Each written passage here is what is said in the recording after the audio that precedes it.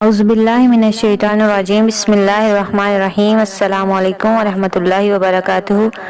کیسے ہیں آپ سب؟ امید ہے آپ سب خیر و عافیت سے ہوں گے۔ جہاں جہاں بھی میری آواز سنی جا رہی ہے، اللہ تعالیٰ آپ سب کو اپنے حفظ و امان میں رکھے۔ ہم آپ کو اپنے چینل پر خوش آمدید کہتے ہیں۔ ہمارے چینل کا نام ہے اردو سٹوریز، جس میں ہم آپ کو مختلف قسم کی اردو کی کہانیاں اور سبق آموز واقعات سنائیں گے۔ آج کی ہماری کہانی ہے انتہائی سخت جادو کا وار۔ ایک صاحب اور ان کی بیوی پر کسی جادوگر نے انتہائی سخت جادو کا وار کیا۔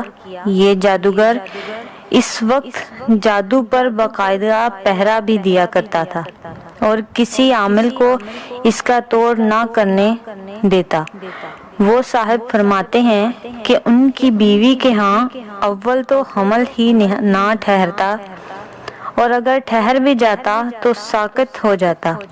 اگر کسی طریقہ 9 ماہ پورے ہوتے تو بچے کی پیدائش مردہ حالت میں ہوتی۔ یہ صاحب انتہائی باکردار اور 5 وقت کے نمازی تھے اور بچوں کو مسجد میں قرآن بھی پڑھایا کرتے تھے۔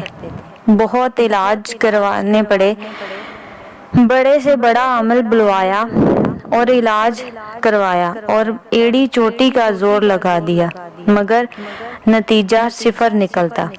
ایک دن ایک انتہائی درویش عامل اور عالم کے پاس جانا ہوا۔ یہ صاحب اپنے استخارے کے لیے مشہور تھے اور ان کا استخارہ 1 منٹ کا ہوا کرتا تھا۔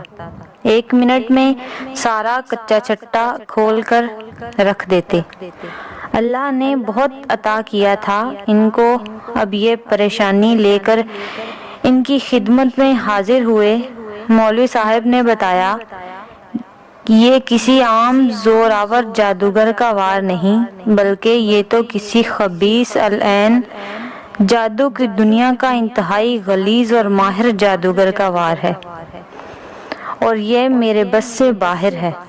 میں اس عمر میں اتنی سخت محنت نہیں کر سکتا، اس کا توڑ بھی کوئی خبیث العین ہی کر سکتا ہے۔ اور یہ چونکہ مجبور تھے اس لیے پوچھنے لگے کہ کچھ تو حل ہوگا۔ مولوی صاحب فرمانے لگے کہ سندھ کے فلاں علاقے فلاں جگہ پر ایک گاؤں کے باہر اسی خبیث العین نے ان دنوں ڈیرا لگایا ہے، تو فوراً اس کے پاس چلا جا۔ یہ صاحب فوراً سندھ روانہ ہو گئے اور جیسے ہی اس گاؤں کے باہر پہنچے تو دور سے ایک آگ کا دھکتا الاؤ لگا ہوا دکھائی دیا۔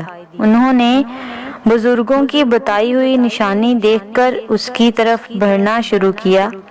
دور سے دیکھتے ہیں کہ ایک آدمی آگ کے پاس بیٹھا ہوا ہے اور ارد گرد اس کے ماننے والوں کا جمگھٹا ہے۔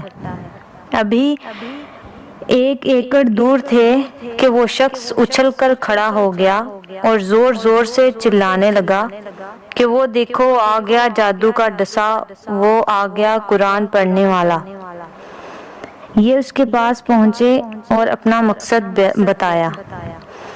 اب وہ جادوگر خوشی سے پاگلوں کی طرح ناچنے لگا اور بولا، جاؤ فلاں کے پاس، جاؤ فلاں کے پاس، یہ گرہ جو لگی ہے کھلواؤ اپنے مولویوں سے۔ غرض اس نے مولوی صاحبان کے ساتھ ساتھ ان صاحب کو بھی برا بھلا کہا اور بڑے بڑے خدائی کے دعوے بھی کیے اور جادو توڑنے سے انکار کر دیا۔ وہ صاحب واپس آئے اور اپنے رب کو پکارا کہ یا اللہ، یہ بھی مخلوق ہے، تو چاہے تو کیا نہیں ہو سکتا۔ یہ ظالم مجھ پر غالب آ گئے ہیں اور ظلم کرنے سے باز نہیں آ رہے، اور رو رو کے اللہ کے حضور التجائیں معز الدین سے کیا تھا، اور جادو بھی انتہائی سخت بلکہ آخری درجے کا تھا۔ جب آقا نے معز الدین سے یہ جادو توڑا تو میں بھی معز الدین ہی پڑھتا ہوں۔ اب انہوں نے اللہ کا نام لیا اور اسی رات سے باوضو ہو کر مسجد میں جا کر معز الدین اس جادو کی توڑ کی نیت سے پڑھنی شروع کی۔ یہ پوری رات پڑھتے رہے اور وقتاً فوقتاً دن کو بھی وار چلتا رہا۔ ہر وقت باوضو رہنے لگے۔ غالباً چھٹے دن رات کو اونگ آ گئی اور اچانک خون کی پوری بالٹی ان کے اوپر جیسے کسی نے گرا دی ہو۔ وہ بہت پریشان ہوئے۔ مسجد کے ساتھ ہی کنواں تھا، وہاں نہائے دھوئے اور کپڑے بھی پاک کیے۔ مسجد دھوئی۔ اب سوچا بی بی کی بھی خبر لوں۔ گھر پہنچے تو وہاں بھی یہی حال تھا اور بیوی انتہائی پریشان تھی۔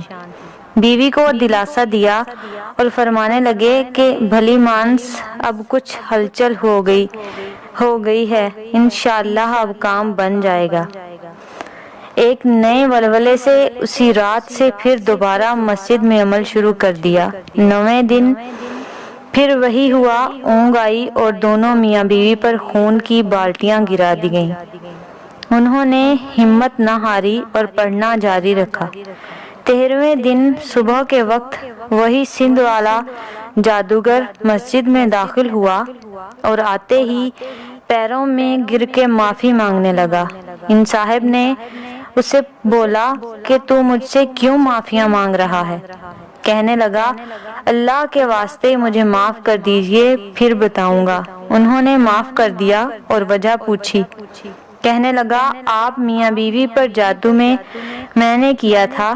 جب آپ مسجد میں عمل کرنے بیٹھے تو میں بھی آپ کے مقابلے پر بیٹھ گیا اور روزانہ میرا کیا ہوا جادو مجھ پر ہی الٹا چلنے لگا اور میرے موکل میرے دشمن ہو گئے۔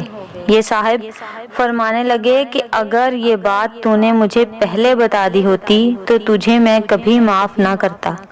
بہرحال یہ جادوگر معافی مانگ کر اپنی جان بچا کر سندھ واپس لوٹ گیا، کیونکہ اگر وہ معافی نہ مانگتا تو جان سے ہاتھ دھونا پڑتا۔ انہوں نے اللہ کا شکر ادا کیا مگر جادوگر کی صلح کا اعتبار بھی نہ کیا اور 41 دن مسلسل عمل کرتے رہے۔ اس کے بعد اللہ نے ان کو نرینہ صحت مند اولاد سے نوازا اور 2 سے زائد بیٹے عطا فرمائے اور بندش ہمیشہ کے لیے ٹوٹ گئی۔ جادو کا حتمی علاج۔ قرآن پاک کی آخری 2 صورتیں جنہیں معوذتین کہا جاتا ہے، سحر کے علاج میں مغز کی حیثیت رکھتی ہے، یعنی سورۃ الفلق اور سورۃ الناس۔ انہیں 11 مرتبہ صبح و شام پڑھنا چاہیے اور بچوں پر پڑھ کر دم کرنا چاہیے۔ یہ بے نظیر و بے مثال عمل ہے۔ انہی آیت کے پڑھنے سے حضور صلی اللہ علیہ وسلم کو صحت سے شفا ملی۔ تو یہ تھی آج کی ہماری کہانی۔ امید ہے آپ کو ہماری کہانیاں پسند آ رہی ہوں گی۔ اگر آپ ہمارے چینل پر نیو ہیں تو ہمارے چینل کو سبسکرائب کریں اور بیل آئیکن کے بٹن کو ضرور دبائیں تاکہ ہماری آئندہ آنے والی ویڈیوز آپ تک بر وقت پہنچ سکیں۔ ہماری نیکسٹ ویڈیو تک کے لیے ہمیں اجازت دیں۔ اپنا خیال رکھیں اور اپنے ساتھ جڑے لوگوں کا بھی خیال رکھیں۔ اللہ حافظ۔